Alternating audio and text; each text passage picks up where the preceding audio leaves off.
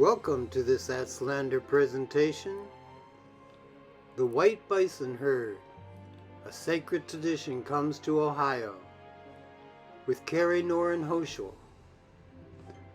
Enjoy! Good evening, everyone. Thank you so much, Jim, for that wonderful introduction about the herd and the role that I've been able to play with them. I really have enjoyed every minute of it, and there's so much good energy for the future, especially with our having our first conference, that we just feel very optimistic about the future of this wonderful leucistic herd. So White Bison caretaker Cynthia Hart-Button and her husband Charles moved the herd of 14 brown and leucistic white bison to Amesville, Ohio from California in early September 2017. The herd has lived in Wyoming, South Dakota, Arizona, Oregon, California, and now Ohio since 1997. Cynthia is descended from the Hunkpapa band of the Lakota and is recognized as being related to Chief Sitting Bull. In her 20s, she was adopted by the Hopi near the Grand Canyon for curing residents of a small pueblo of a deadly virus. She studied native shamanic traditions in Sedona under very well-known teachers Leonard Crow Dog, Hollis Little Creek, and Wallace Black Elf. She's the author of The Light Within: My Journey Home to the White Buffalo, which was self-published in 2018. And this is the story of her year-long vision quest in the Cascade Mountains of Washington State. She's participated in many notable spiritual rites, including the harmonic convergence, the meeting of the eagle and the condor, and of course, the end of the Mayan calendar. And on the left, you can see her here with a Mayan elder who looks very much to me like Hunbat's men and her friend Michael Big Bear. Her book is just an incredible journey that she undertook at the suggestion of her teachers in Arizona to prepare herself because her father, who had been an animal trainer, had always told her that at some point in her life, she was going to be caring for a herd of white bison. So this herd are 8 generations now of the extremely rare leucistic variant of bison. And this ancestor to the North American bison emigrated from Eurasia by crossing the Bering Strait, perhaps before the Younger Dryas event, but certainly after it, just as the first Americans did. And Bison antiquus is probably the most likely ancestor to the living American bison, brown and leucistic, known as bison. Fossils of the ancient bison have been found across North America as far north as Alaska and into northern Mexico. So this is a skeleton from the Upper Pleistocene era found near Folsom, New Mexico. And you can see the hump is extremely high. We're talking 12 to 14 inches just on the hump on this skeleton. And you'll see it again there, the second from the left, whereas the bison is the one on the far right. So quite a difference in the hump feature on the animal. Our bulls will weigh in at about 2,000 pounds each. They are big boys, but they are domesticated. So although we have electrical fences, we have not had instances of them trying to ever really injure humans. We have, of course, had a lot of sparring between them, especially during mating season. So the bison species lived many centuries ago throughout the Lakota, Hopi, and the Maya lands, evidently. Did the ancient Maya live with the bison at one time? Perhaps not what we think of as the, Guatemalan Maya, but perhaps some northern Mexican tribes are likely to have lived with bison. And there were tens of millions at one point roaming Mexico, the US, and Canada. Of course, as we know, due to extermination to bring in cattle, as people moved further west across the US, there were only about 1,000 wild buffalo in Mexico and less than 1,000 wild buffalo living in the US due to the destruction of their habitat, again, trying to make room for ranching and farming. So their open habitats were preferred, grasslands, of course, and open wetlands. And in Mexico, these would have been the northeastern state of Coahuila, perhaps as far as 25 degrees south at the latitude of Monterey. And Charles Goodnight, a well-known plainsman, wrote a 19th century history of the bison in Texas, locating them mostly in this area. Recovery efforts. In the mid-20th century, we've come to 31,000. At this point, it's probably about 40,000 in 2024, if not more. Primarily, for many years, the population was in national parks and reserves, but there have been lots of reintroductions in the US, Canada, and Mexico, and as far as the Yakutia region of Russia as well. Bison reintroduction to Mexico was carried out through the Commission for Natural Protected Areas, the CONAMP, and they established a second herd in 2020. So they started out prior to the pandemic, and they are perhaps even in their third reintroduction. This particular herd is in Chihuahua. So while herds maintained by sanctuaries and food production, mostly in the US, are limited in their capacity to roam, the herds of ancient times roamed hundreds of miles each year within their boundaries. And this map below by William Temple Hornaday shows how they were well documented into northern Mexico as late as 1828.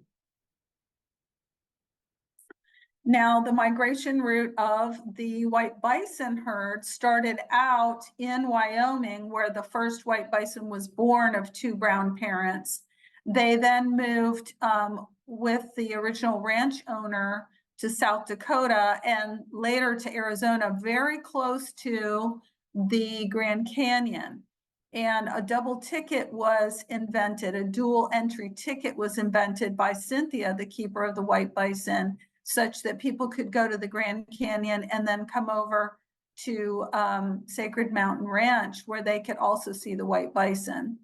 After leaving Arizona, they were in Oregon for 3 years, California 4 years before the wildfires really pushed us to move them to a much safer environment and much greener environment in Ohio.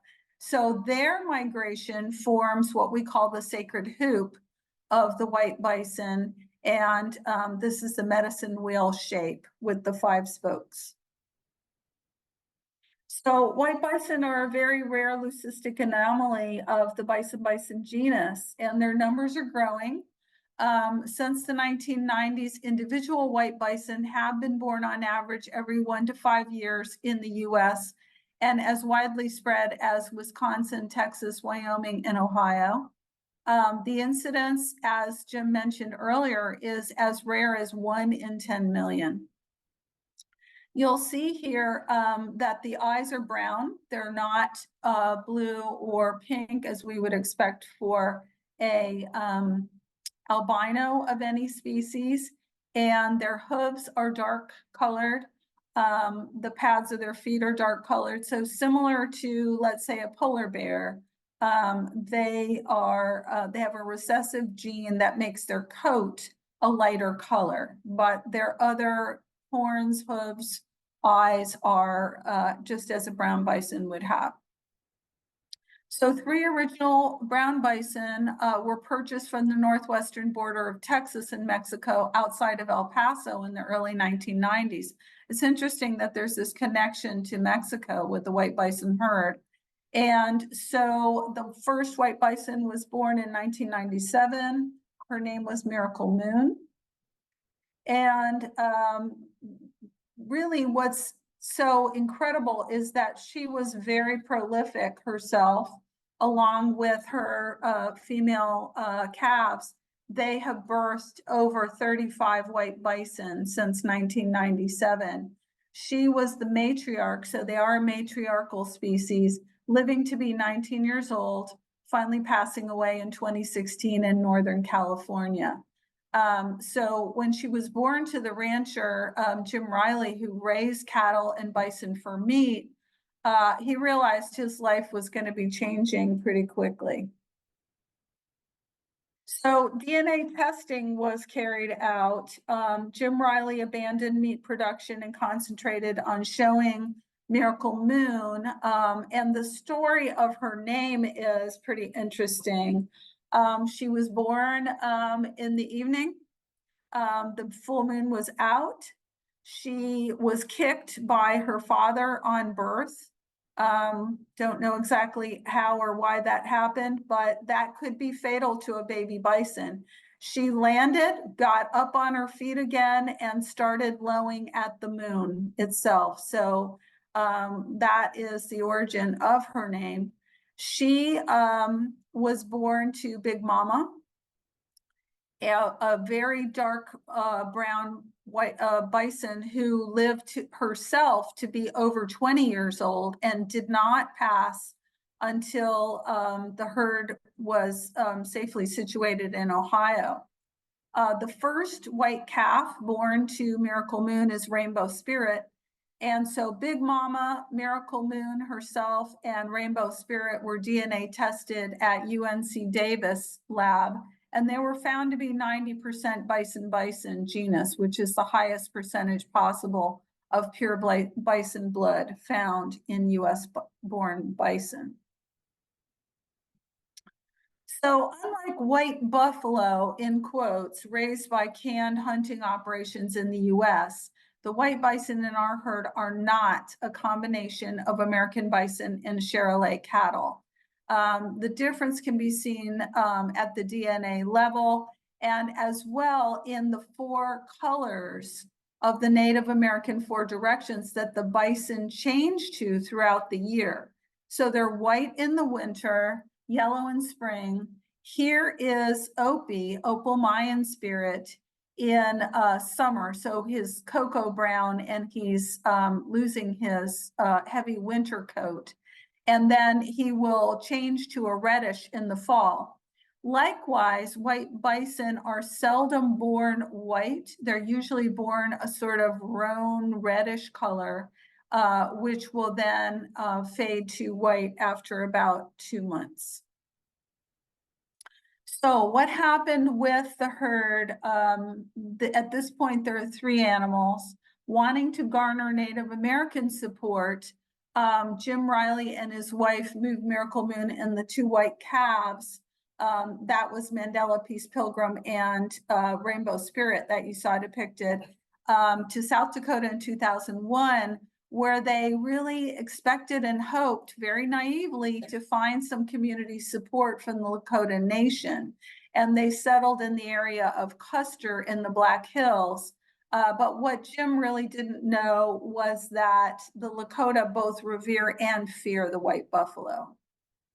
So the tribes call them buffalo, whereas we know they're actually of the bison genus. So why is that? More than 100 of the 570 plus Native American tribes believe in the ancient myth of the civilization establishing goddess, the white buffalo calf woman. And she's held in great reverence, but she's also greatly feared for her punishment of individuals or tribes that don't follow Native laws. So, you know, she is, of course, best known for bringing the 7 civilizing ceremonies to the Lakota and taught them how to use the prayer pipe. But she is not a figure to be fooled around with in any way, shape, or form. Most Lakota tribes that we have contacted over the years about possible breeding programs have unanimously not wanted to participate, partly because Cynthia is half Hunkpapa Lakota. She's not full-blooded. She is a woman, and because they fear mistreating the buffalo in any way that would cause them to be looked down upon or reported to Ames in any way. It's good to know that the ancient pipe known as the white buffalo calf pipe has been passed through 19 generations of male Lakota carriers.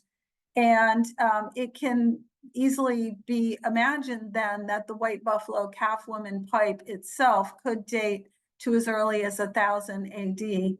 This is Chief Arvil Looking Horse of South Dakota. He is the current carrier of the white buffalo calf woman pipe. And I would say that relations with him now are respectful. Cynthia has been caring for the buffalo 24 years now, and he's seen her track record of caring for the buffalo in a non-kill shelter, that there is no evidence of showing the bison excessively, or that there would ever be any indication of meat production. So here's Cynthia. She's a Sedona-based spiritual intuitive, and she and her friends in the Sedona community heard about the white bison in South Dakota and helped raise funds to move them to the Grand Canyon area.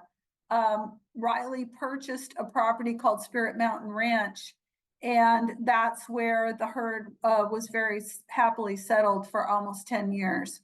By heritage, Cynthia's half Hunkpapa Lakota, and she is descended from the great clan of Sitting Bull. She was raised on a ranch in Harrisburg, which gave her the experience she needed to take care of the bison. Her father worked in a circus animal transportation company and also cared for retired and injured circus animals. So she grew up with giraffe, zebra, horses. Her dad had a pet fox. She had wolves instead of dogs. And so learning from Jim Riley how to take care of bison was not a huge step as it might be for many folks. So after a single visit to the rare white bison, once they were settled in Arizona with the money she helped raise, Cynthia and her husband decided to take on the great responsibility. Charles, her husband, is a recording artist and music producer, a NAMI winner, who has recorded really beautiful Native American music with his group, and also has recorded a lot of folk music and legends, particularly out west, where he spent quite a while before meeting Cynthia in 1999-2000. So that became their life's mission then, to care for the bison. So at Spirit Mountain Ranch is where Peace Pilgrim, the second white calf after Rainbow, were born, and they give birth to 5 magnificent bulls.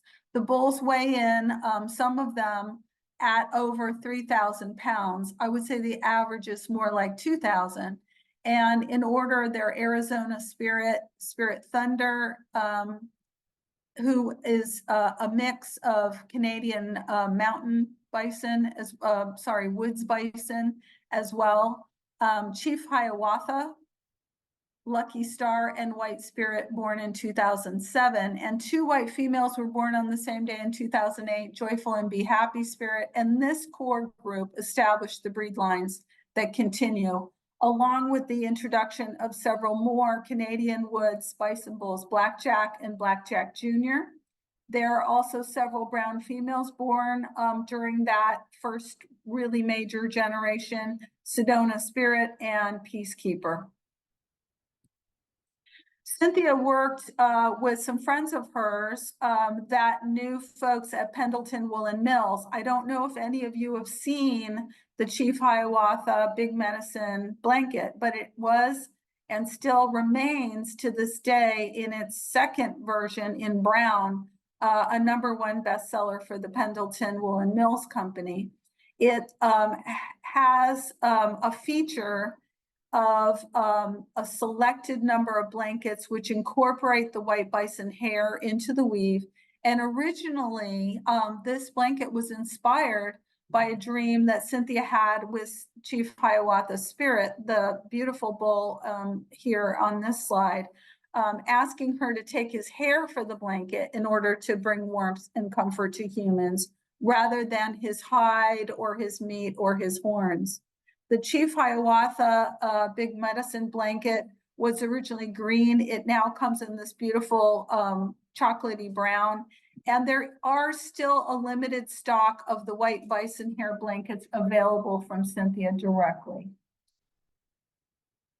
Now in Oregon, rancher Jim Riley asked Cynthia to become the caretaker. He had a heart attack, and then realizing that he needed to make plans for the future of the herd, asked Cynthia to take them to Oregon in 2009, where there was much more water available. So originally they were in Applegate, then they moved to Bend, where I met them.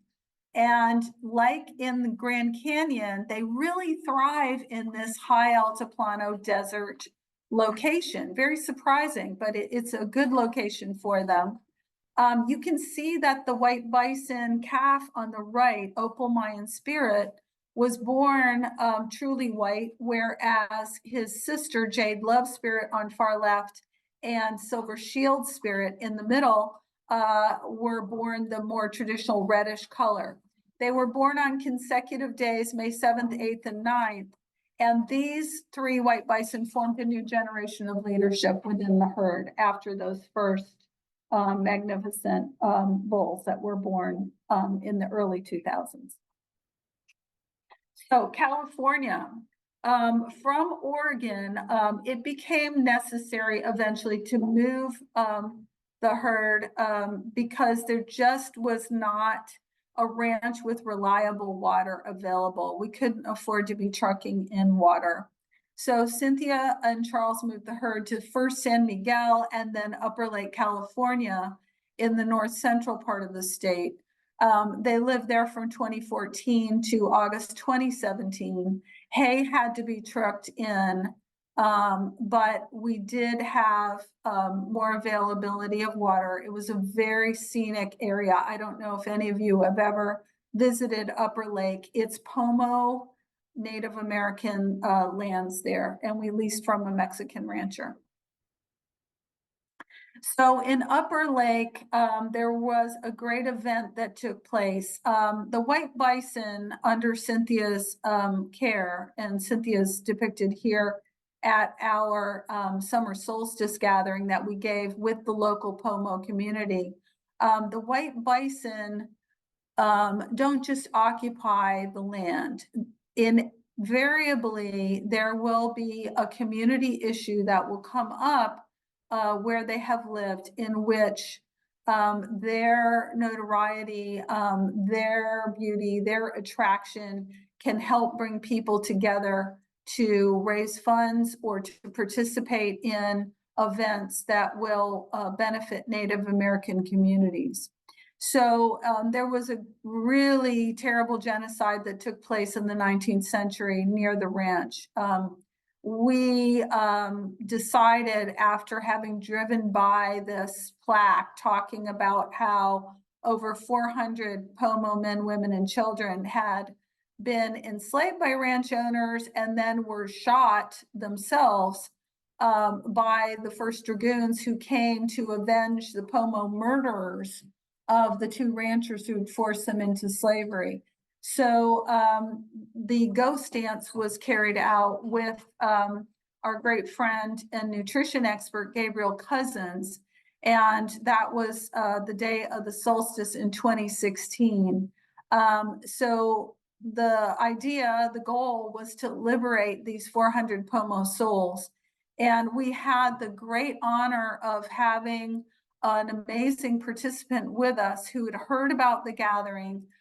His name is Grandfather Ernie, and he is a descendant of Crazy Horse. He's a ceremony leader, and he had been called in 4 years before we arrived to bring bison to the area. The Pomo wanted to have bison in that particular area, never imagining that a herd of leucistic white bison was going to land in their backyard. So Grandfather Ernie heard about our gathering and came with his drummers and participated. He remains a very fast friend to this day. And we're just so grateful that in our time in California, we were able to benefit the community in that way. So from 2013 forward, large-scale California wildfires started moving up Route 101 through Napa Valley, then Santa Rosa, and then finally into the Ukiah area, which was just west of us. And not owning a cattle truck or a bison, worthy truck, we were having nightmares of how we would be able to get them out of the area if the fires were to return. And that's exactly what happened in 2016. So they came as far east as just 2 miles from the ranch. And Cynthia realized through, meditation and vision that 2017, they had to move. And so before even land could be purchased or fences put up, she made the decision that we were going to move them east, that the west was just not going to be a safe location for them anymore. So they were moved in September of 2017. And the ranch, in fact, did burn. The house was saved, but the rancher returned to Mexico in 2017 himself. Look at this beauty. The Ohio River Valley brought us the final, hopefully forever home of the white bison herd. It was purchased in 2017 through the great kindness of our patron, Christopher Lindstrom. And it's in Amesville, which is outside of Athens, central Ohio. It's 200 acres of land, 80 acres of pasture land, a forest. And if you look in the larger photo there, the hills that you're seeing are actually what is known as the Buffalo Mound, named that in the 19th century or the early 20th century, way before we ever arrived. And when you're up there, you are very aware that it is a Native American mound. The standing stone on the right is in the foreground of a picture of our barn. And the brick tower was added to the house that was built in the late 1800s by the Wyatt family, who were farmers, who originally had this parcel. So the herd at that point was 18 animals. They had to be moved nonstop in a caravan with drivers taking turns, the 2,500 miles from California over 38 hours without stopping. And I was really so honored to be there on their arrival. We were able to get the fences up, thank goodness, relatively quickly. And so, whereas, we didn't have everything all completely set up because they are domestic bison, and we had some natural creek bed and some existing fences, we were able to put them in place with their obedient goodwill for a couple of days before the electric fence was all completed. So what is the mission of the white bison? So as a species, they're pathfinders. The bison are pathfinders to peace. They show their herd and humans the best sources of water and food. They show us the paths to sustenance and abundance. And like the great whales of the ocean, their peaceful nature makes them an apex species that doesn't aggressively hunt other animals. The white bison have made a sacred hoop tour of the country since the birth of Miracle Moon in 1997, and they visited the 4 directions from Wyoming to South Dakota, Arizona, Oregon, California, and now Ohio. Comments Cynthia, the owner and caretaker of the herd. They're extremely peaceful, sacred animals who just need the basics: grass, hay, water, in order to thrive. And in every place they've lived, they've helped people make improvements to the land or within their communities. They'll be carrying out a mission to help purify the watershed of the eastern seaboard from Niagara Falls southward through fundraising efforts that we hope to begin to carry out. And there is work being done right now in Palestine, Ohio, with the train derailment chemical spill that you probably remember from February of 2023. So land, water, and cleanup is the mission that the white bison have shown Cynthia recently through meditation. So where are we located? We're in Amesville near Athens, and we would love to have you come visit. If you're interested, it is by appointment. Just email me if you're coming to the area. And we also hold regular summer workshops and retreats on holistic healing, astrology, and shamanism. We've now really embraced Mayan shamanism. And so our first big event featuring Mayan shamanism will be held April 5th through the 8th at the time of the solar eclipse passing over Ohio. And this is the last one. The next one won't be coming until 2044, but you remember we had another eclipse crossing the US in 2017. So this is an amazing opportunity to spend time with the white bison and also to learn more from Miguel Angel Vergara is one of the greatest living sources of ancient Mayan shamanistic spirituality today in Mexico. And on his left here in the conference poster is Patricia Cardona, and to my right is her husband, Daniel.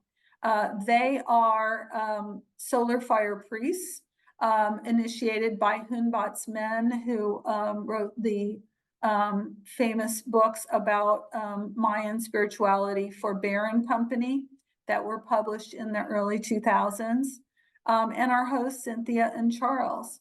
So if you're interested in the conference, that's our website, Maya Skies 2024. There is a typo, card is carrd.co,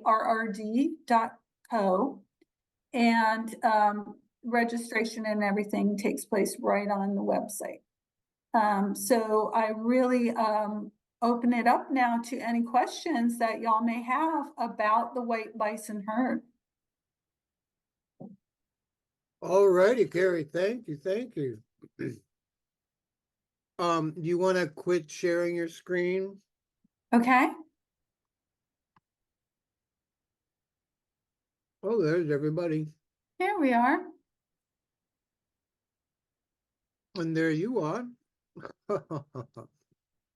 I don't really see any questions yet. But do you know if the herd in whatever state was ever bothered by coyotes or wolves? Yes, we have had some very interesting neighbors several times. I would say in Oregon was the most interesting of all. There were mountain lions hunting coyote on the same ranch where the white bison were located. I was there one day when Charles took the truck down with the hay to feed the bison, and was greeted by the mountain lion Scream. She had her cubs and was hunting coyote in the area and realized that it might be kind of comfortable to sit in the back of the pickup truck. That was a scary moment. We have had coyote in Ohio on the ranch. In general, the fencing is pretty good, but I would say that we really depend on the bulls to really chase any errant coyote and other, bobcat or whatever to exit the enclosure if that happens. So yeah, it does come up. Absolutely. Oh, wow. And the herd now is 18 individuals? Yes. Typically our babies are born in the spring and summer. We have had a bison born on Thanksgiving, one born on Christmas, New Year's Day. But typically they are born in the spring. We have created a nursery now for the moms out of a secondary small barn, so that they're protected. If we do have any born late fall, winter, they will be protected with their moms. All right. And Lynn is asking, what are you doing to ensure genetic diversity, especially for the future? Are you donating your excess calves to other herds? So great question. Thank you. Genetic diversity really comes from our Canadian wood stock and our brown bison stock. So we are very careful to keep the males separate from the females until the actual mating time as much as possible. We have only had one possible albino birth. It was not confirmed, but in the entire, since 1997 now, over 20 years, the herd has remained very strong genetically, and we're not able to donate them to Native American groups. As I mentioned, they are very hesitant to take on responsibility for a sacred animal. So realizing situations that have come up in other white bison birth owner situations, one of whom was Cynthia's cousin, where the bison were actually murdered by very envious local neighboring band. We know to keep our bison close. We know that there are always going to be those who do not have the best interests of these sacred animals in mind. So it is very carefully maintained and protected. All right. Is there anybody that wants to unmute and ask Kari a question directly?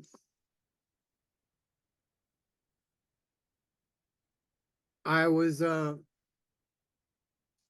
sorry that Miguel left after his little talk, because his message is not going to be in the recording. So I was hoping he would stay till the end and he could, get some of his message into the recording. Unfortunately, we had a very, very long day at Chichen Itza today, and we weren't aware that we wouldn't be recording the segment that he was in. All righty. Well, I have a question. Sure. Sure. What's the forward plan, say the next 5 years, to grow the herd? What's the future of the herd?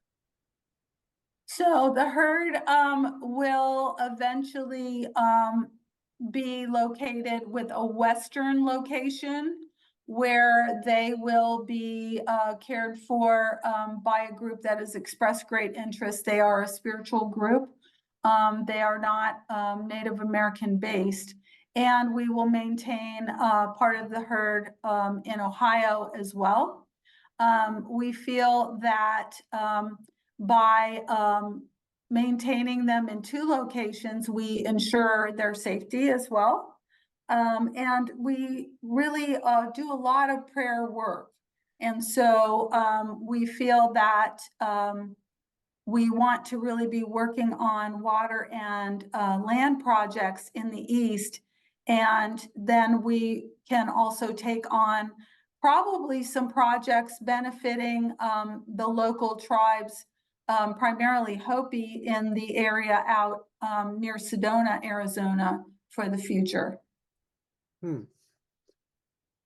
And Mitzi Lynn, she's just mentioning there was a buffalo trace that went through Kentucky and Indiana before European invaders.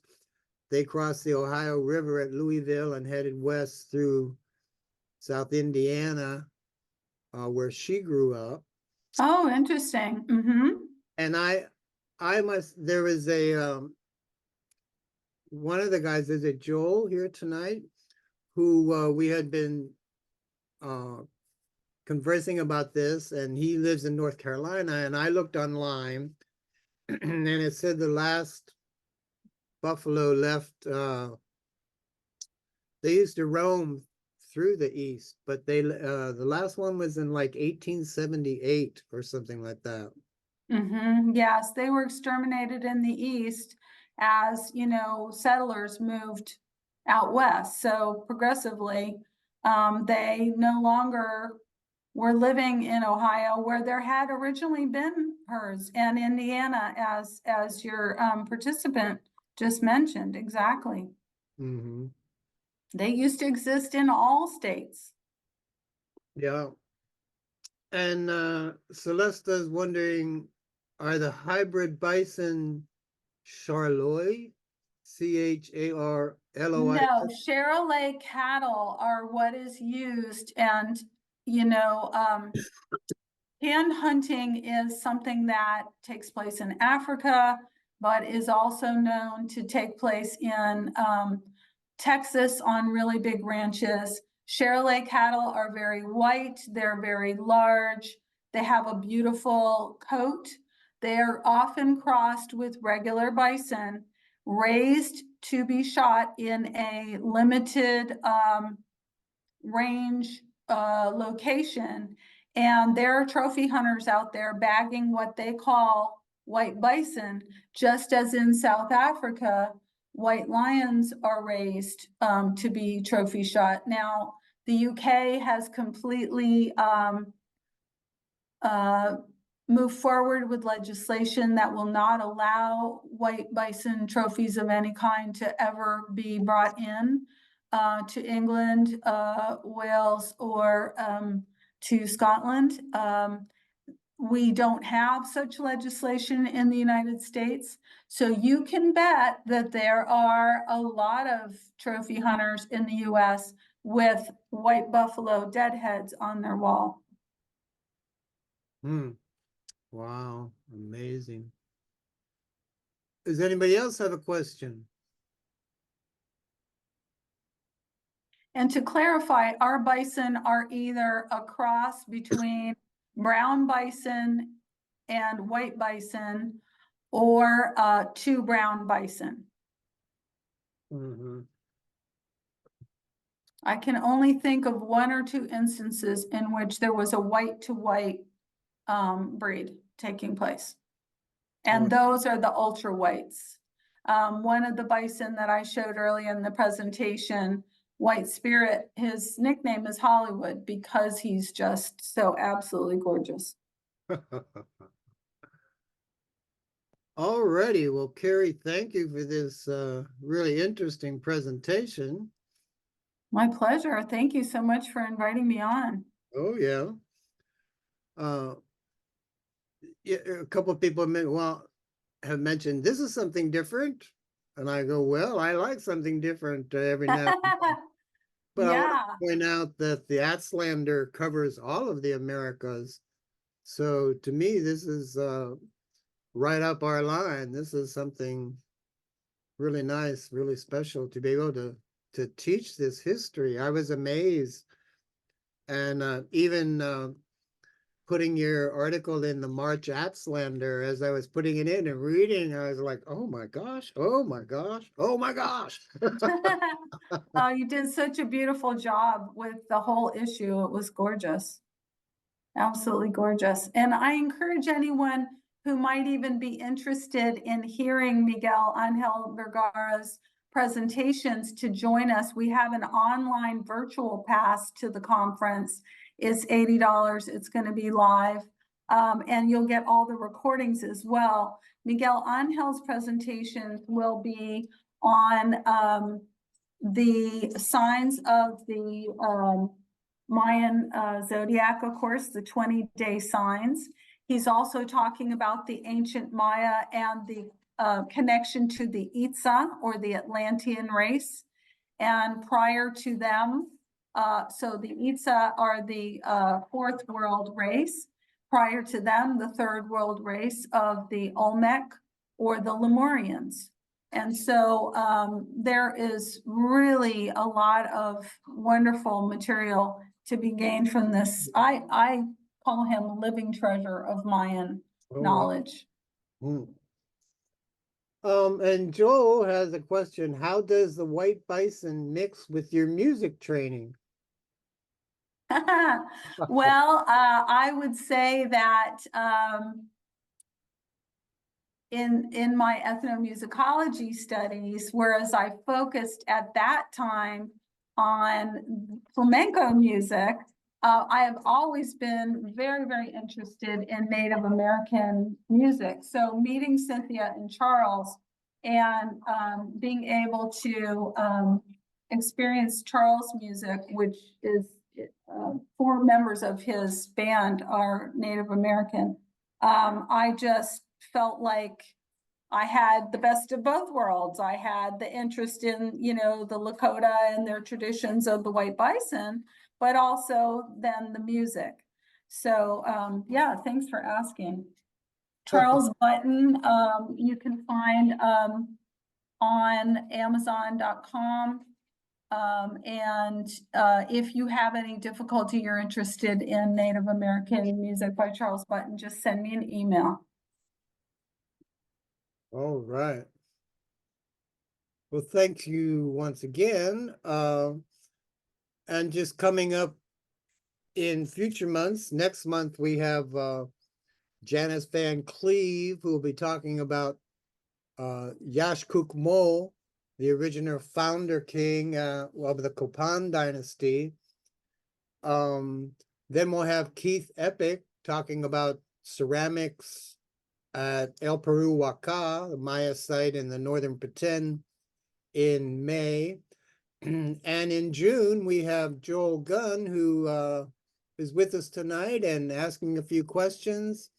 And he'll be talking about the Little Ice Age and its effects on Mesoamerica and worldwide, the Little Ice Age of 536 CE. So that'll be all coming up.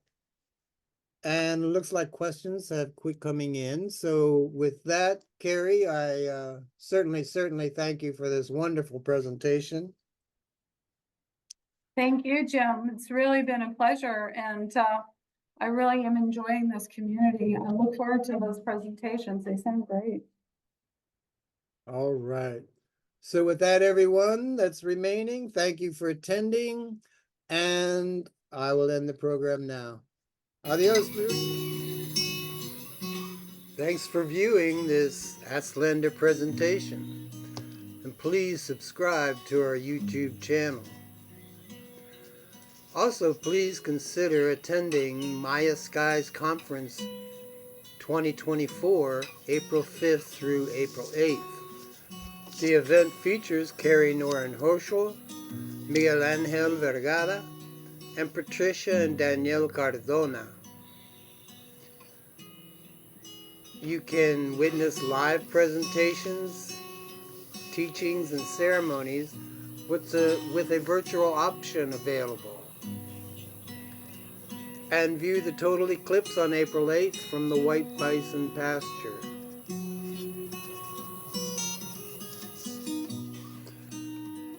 For the virtual option pass, go to mayaskies2024.carrd.co. Yes, it's .carrd.co. No com. So to receive free monthly issues of the Aztlander, Magazine of the Americas, contact your host Jim Reed at mayaman@bellsouth.net. Thanks again.